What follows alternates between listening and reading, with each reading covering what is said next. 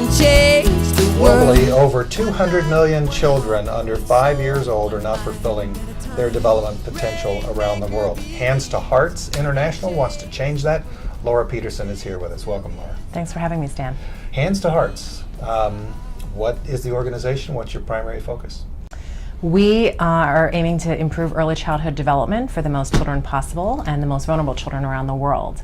We do that by training caregivers, be it their parents, orphanage caregivers, village health workers, or traditional birth attendants, and train them about early childhood development, language, cognitive, physical, social, emotional development, as well as baby's communication in the early years so they understand what's going on for the baby, and also teach about baby massage, health, hygiene, nutrition, sanitation. Wow. So it's pretty comprehensive. Sounds like it, but the human race has been able to take care of babies and children for millions of years, or This at least. is true. So why now? Why the change now? Yeah, I think, we always have taken care of children. I think looking at it from here, we have kind of a romantic view of the ages before us, and oftentimes people had children in the past to work the farms. It was more of a labor situation, and that was going to be who takes care of them. So I think we have a little bit of a romantic historical lens on things. However, I've learned over time, that no baby comes with an instruction manual. I've noticed that myself. Yeah, and parenting is pretty hard, and it's only pretty recently that a lot of science has come out talking about those first 3 years and the critical brain development that either does or does not happen during that time, and the lifelong impacts. What is it specifically that you are trying to help everybody get to know? That you as the parent, you as the daddy, the mommy, the auntie, the uncle, whoever is that primary caregiver, the interactions you have is the most important thing. Between 0 to 3, the interactions you have with your daughter or your son, that is the number one thing that's going to build brain development, that's going to improve their health, that's going to improve their early learning, and that is going to set them for a lifetime path towards health or disease. Literally, there's science coming up with this now, coming out of all the Ivy League schools. It's really incredible. So by hugging and by being a good nurturing parent between 0 and 3 can help a child later on fight off disease? It's amazing. The brain science that's now coming out of most of the Ivy League schools is showing that it's called epigenetics. It's we're all born with certain genes, so there's nature versus nurture. But in the early 3 years, they're actually showing that our brain is being bathed in the chemicals of our environment when we're young, and not just the chemicals of what you're drinking, but the chemicals of stress. So if you are bathed in stress chemicals for a long time period as a child because your family's extremely poor, there's violence in your home or in your community, there's drug or alcohol abuse, your mother is depressed, if there's all of these hardships, the baby's brain is being developed in stress hormones. And that actually takes shape and activates certain parts of genes. And I'm not a neurobiologist, but I do my best is that stays for the rest of a lifetime. That's not really changeable after that. So the genetic coding that happens gets set in your biology for the rest of your life. And they're finding that has connection to higher levels of heart disease, diabetes, more prone to being in violent situations, violence or receiving violence, more prone to depression, more prone to a whole host of lifetime barriers. It can even, if you're under a certain number, they're called adverse experiences. If you get up to like 7 different major adverse experiences in your early years, those few years, you could die, your life expectancy is 20 years less. No kidding. The number one protective factor against all of these hardships of poverty, abuse, violence, depression, the number one preventative factor is the relationship between the caregiver. If you have someone who's basically, holding you, taking care of you, that is the strongest buffer of protection against the worst hardship. So I don't want to oversimplify it, but basically hugging your child between the ages of 0 and 3 is a great big deal. It is a great big deal. I think Nicholas Kristof wrote an article. He said, you want to end poverty, hug a child, hug your baby. I mean, that's a very simplistic way to put it, But there's also Professor James Heckman, who's a global economist, won a Nobel Prize, saying the number one economic investment for countries to make around the world is early childhood. And the sooner you make that investment, the higher return on investment you have throughout a lifetime. Less likely to be in prison, less likely to have teenage pregnancy, less likely to be in violence, more likely to complete school, more likely to be a contributing member of our society. Whoa! So that's amazing because here in the United States we talk about early childhood development all the time, right? And we talk about it in terms oftentimes, and well, you got to read this book or that book, right? And you're talking about something that's really of a human connection. Really of a human connection. Interesting, in developing countries where I work, there's just not a lot of information that we're inundated with information here. So yes, we are.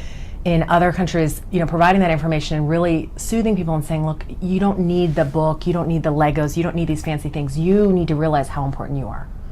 And then the power that you have to support your child. And that's very inspirational to the people that we're working with. Here in the US, I think we're so inundated with information and everyone's telling you how to do it. And it's really overwhelming. And I think the most important message is, everybody breathe. We all made it. People have been raising babies a long time. There's no such thing as perfect.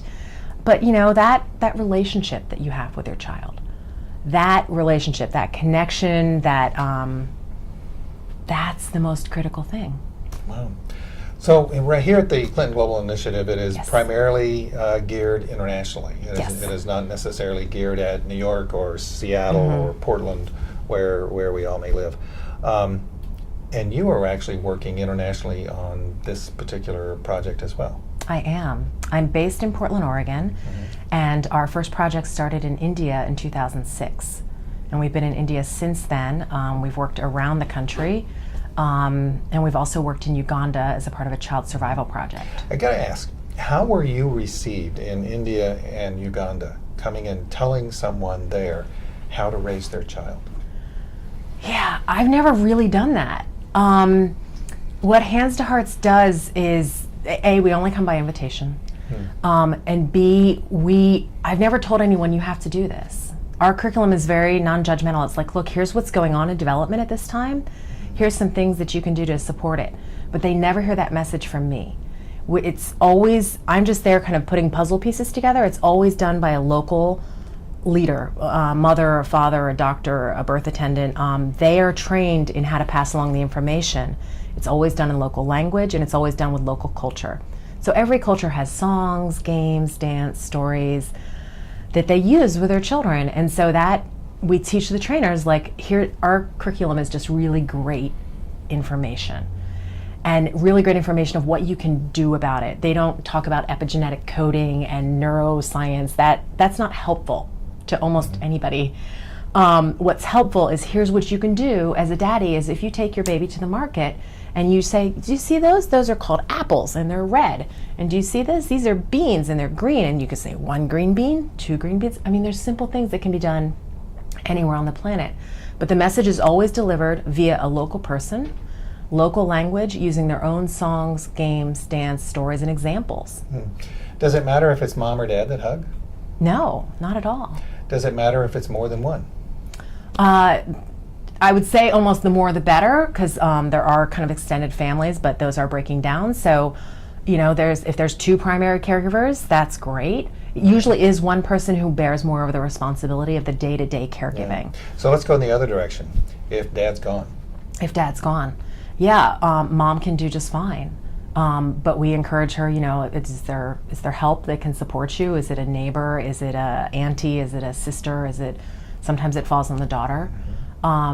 Is it different in some of the countries of India and Uganda and the United States? Because you also work in the United States, right? We're trying to. We've done a little tiny program here, and we'd like to expand here in the U.S. And the reason that I ask that is that there clearly, that we have been told, well, not just at this CGI, but at other CGIs, that in what other people call developing countries, and we call them impact countries here on Rainmakers, is that the family is hugely important, and it's almost always the woman, the mom, that is taking care of everything.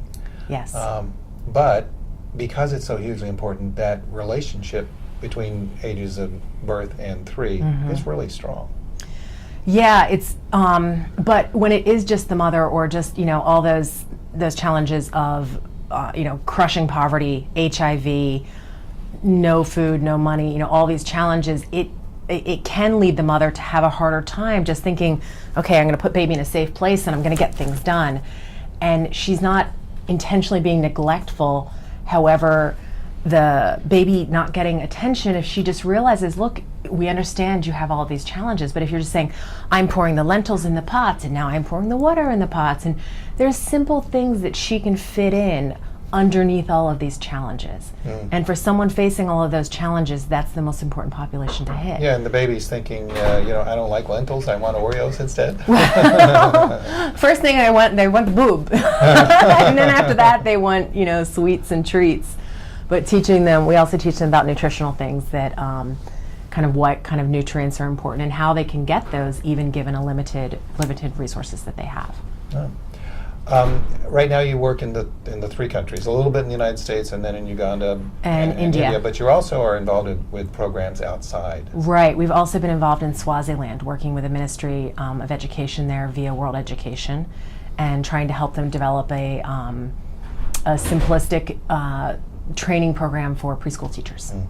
What's your biggest barrier to success? Because I speak in business languages, so what's your biggest barrier? I think, I came into this field a little bit unknown. I came from the field of mental health, and so I broke into international development and early childhood development, 9 years ago, and so it took me a while to establish a reputation here. And based in Portland, Oregon, not a lot of people get to know about us, therefore not a lot of people get to invest in what we're doing. Why are you here at the Clinton Global Initiative? They realized that the early childhood development, and they're following all of this brain science happening, coming out in Lancet Journal. Clinton Global Initiative is aware that that is a part of global health, and that has a huge impact on our future. And so they want to have early childhood development represented. And early childhood development is an actual track at CGI America, and they're trying to have more of a presence here at CGI. So it can be integrated into maternal child health programs. It could be integrated into a women's microfinance program. It could be integrated into, a whole variety of different programs. It could be, women's marketplaces where they're making and selling, beautiful things. We could also support them with education about early childhood development, and it's really simple. Our curriculum only takes about 16 hours. And years later, we're seeing 200%, 100% increases in parental interactions with language, with cognitive development, with play. They're giving baby massage, and they report they spend more time and more meaningful time, and they enjoy their babies more. And that's years after we've been there, and it's a simple thing. Wow. Okay, 5 years from now, we're coming back, you're sitting right there, and you're telling me how you did. What are you going to say? Oh, my dream is, I'm going to tell you, Stan, that we're now, that we have a base here in the U.S., that we have a training center that people can come to, but also here in the U.S., my dream is that we could have a cadre of trainers. We could have Afghani parent trainers, we could have Somali parent trainers, we could certainly have American parent trainers. But when different populations, more vulnerable populations, move into our country, say a Burmese collection of refugees are being placed in Minnesota, as a part of that package to help them get settled and with their families and all that stress that comes. They've left a violent situation, they've been in trauma, they've been in refugee camps, they've had all of these hardships, and then they're here in America and trying to figure everything out. That Hands to Hearts could be a part of that, helping them settle with Burmese parents here already, helping them make that transition. And then an Afghani population comes into Canada, and we could go have Afghani family work with those families and help them with their children again. So that's my dream for the US. And my dream for internationally is that we would have training centers, probably 2 in Africa and 1 or 2 in Asia, where groups could come and learn how to do what we do and then replicate it in their own projects. So an example, Save the Children India. They did not have a 0 to 3 project for children in India. 2 years ago, they called us and said, we want to have a 0 to 3 kind of pilot project in one city, in one area. We went and spent about 10 days with them, trained 20 high-level staff, maybe a few more, in Save the Children, and how to take our program, how to replicate. They trained 700 kind of preschool level teachers in the government how to train in our program. And they then train thousands of parents in this community. So I think the total scope of that project reached about 7,000 people in 6 months. Wow. Yeah. Fantastic. So that's... I can hardly wait. 5 Yeah. years from now, we'll be sitting right here talking about this. Yeah, and to date, we've already done 1,500 trainings in like 12 different languages. We've reached over 40,000 moms, dad, health workers, doctors, etc. And they're working with already 134,000 babies and infants, bettering their health and development. And I've done that until about a year or so ago as a one-woman show here in the U.S. So if we have more people knowing about this and wanting it and realizing how important it is, we can do so much more. Okay, let's replicate Laura Peterson and Hands to Hearts organization. So, Great. thank you very much. Thanks for so being much here. for having me, Stan. Rainmaker believes we can change the world. One life, one heart, one soul, one mind at a time. Rainmaker believes we can change the world. Live to inspire and to be inspired. To be inspired. With generations' opportunity, a chance to make a real change.